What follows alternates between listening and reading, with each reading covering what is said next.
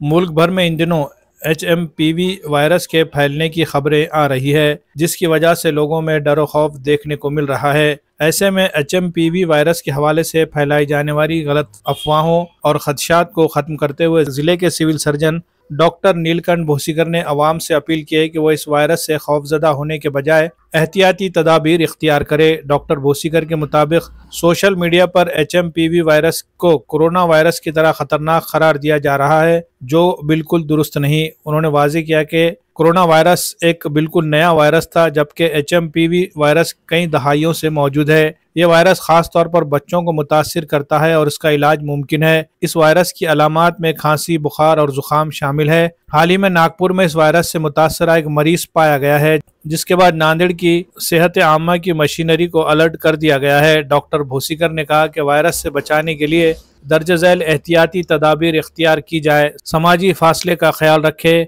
छींकते वक्त मुंह पर रुमाल या टिशू रखे। उन्होंने मजीद यकीन दिलाया कि अस्पतालों में वाफर मकदार में बेड और ऑक्सीजन दस्तियाब है और किसी भी हंगामी सूरत हाल से निमटने के लिए सेहत आमा का निज़ाम मुकम्मल तैयार है। अवाम से अपील की गई है कि अफवाहों पर कान न धरे और बिलावजह खौफजदा न हो। अवाम को चाहिए कि मुस्तनद ज़राए से मालूमात हासिल करे और सेहत की हिदायत पर अमल करे।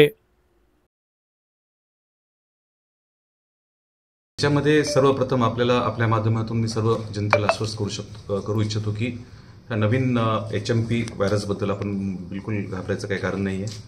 आपल्याकडे सध्या त्याचे काय नागपूर आणि 1-2 ठिकाणी सोडलं तर बाकी आपल्याला असे काही रुग्ण आपल्याला आढळून आलेले नाही आहेत। आणि हा विषाणू जुना विषाणू आहे, 25 वर्षाखालचा विषाणू आहे, त्यामुळं ह्याचा पॅन्डेमिक किंवा एपिडेमिक होईल याची शक्यता फार कमी आहे। तरी देखील उपाययोजना म्हणून आपण आरोग्य यंत्रणा पूर्णपणे सक्षम आहे, तयार आहे। कोणतीही आपत्ती आल्यास आपण सज्ज आहोत। त्यामुळे जनतेने बिलकुल कोणत्याही मनामध्ये या विषाणूबद्दल किंवा कोणत्याही विषाणूबद्दल घाबरायचं मुळीच कारण नाही। आरोग्य यंत्रणा पूर्णपणे सज्ज आहे।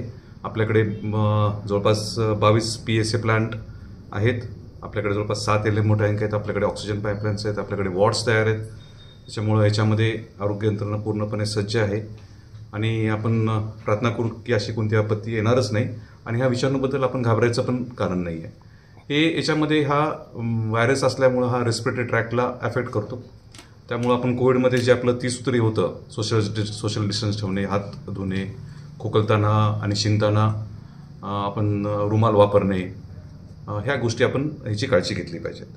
हे करत असताना पुन्हा एकदा आपल्याला आपल्या माध्यमातून मी सर्वांना सांगू इच्छितो की असे जे आपल्याला समजा काही रुग्ण आढळले, शक्यतो हा आजार लहान मुलांनाच होत असतो आणि जर आपल्याला काय वाटलं की ह्याच्यामध्ये कोणी बिमार असेल तर त्याला थोडंसं घरीच आराम करू देणे, त्याला बाकीच्या मुलांसोबत मिसळून देणे, एवढ्या उपाययोजना आपण करू शकतो। पण ह्या आजारापासून धोका असा काही नाही आहे।